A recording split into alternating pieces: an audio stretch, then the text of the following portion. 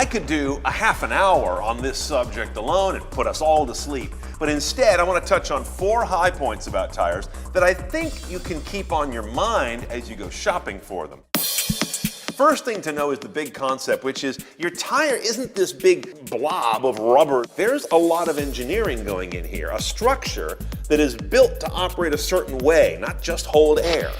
And unlike just about any other part of your car, this one changes shape rather dramatically when it's working. That's an amazing thing to keep in mind as well. Now, the first concept is the contact patch, or the footprint. That's where this tread here sits and meets the asphalt, and it varies in width and length, if you will, kind of this way, depending on the tire design, pressure, and your car's weight. What happens at the contact patch is amazing.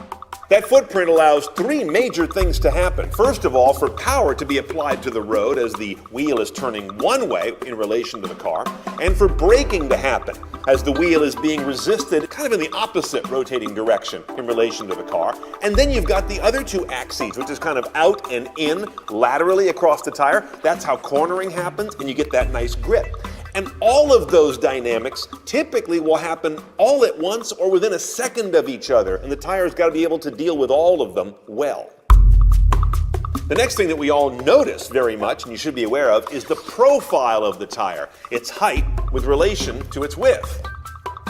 Now, we love our low-profile tires. They look great on almost any kind of car. It's been a big trend the last few decades to get this sidewall lower in relation to the width of this tread.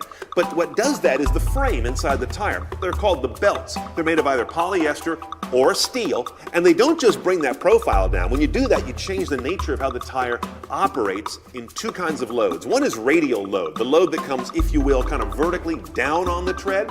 The stiffer this is, that may change the ride comfort. You get more drumming in the car. You get less of a soft, compliant ride.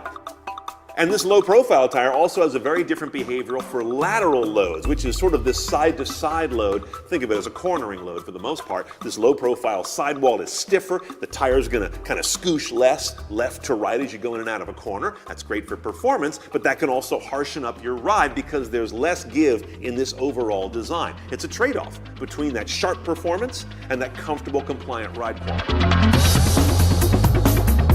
And then, of course, there's the tread itself, that actual intricate pattern that we all know and see on the face of the tire. This isn't just here as a random pattern or to look cool.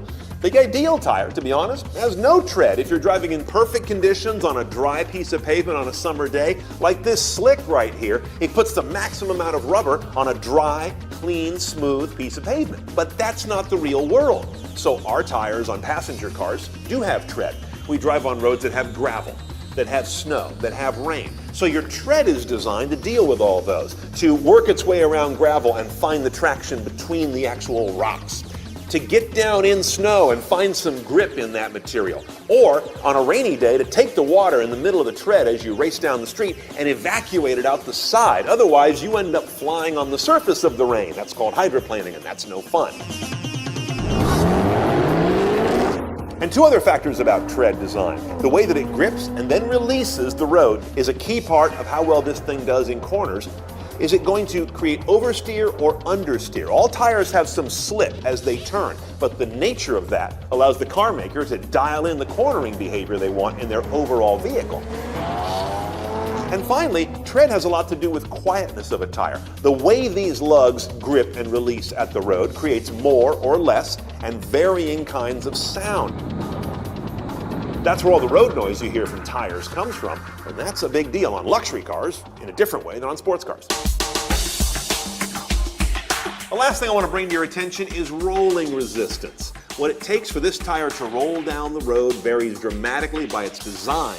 The really grippy, wide, sticky tire is going to be great at cornering, accelerating, and braking, but perhaps require more energy just to keep the car moving at a set speed, let alone to accelerate it. And that's not a good guy in an era when automakers are looking everywhere to save even a few drops of gas per mile. Now, it used to be that low rolling resistance tires, which you'll find on many very high efficiency cars, were awful. They were like having a 3-day-old bagel mounted on each wheel. Now, they tend to be pretty decent performance tires. Not extreme, but acceptable. They're much better at having a quiet ride, pretty good performance.